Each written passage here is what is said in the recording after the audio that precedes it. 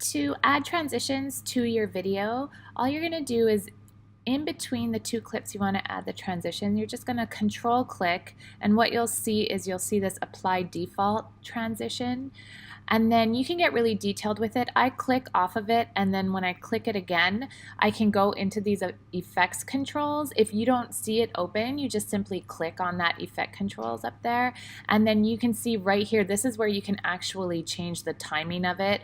It's zooming in. This is a zoom in of this right down here. So the default transition is a crossfade. So you'll see when I play it, it just simply crossfades into the next clip. But if you wanted to add something other than the default, all you do is up here, you click on effects. So I've clicked on it already so I can see everything over here on the right hand side. You may not be able to see this. So again, if you don't see this, click on effects and it should kind of open that drawer. Okay, and then from there it's pretty easy. You're going to open the video transitions, and then you can go down here and you can see that there are all of these different kinds of transitions. And so in the dissolve, of course, there's a default cross dissolve.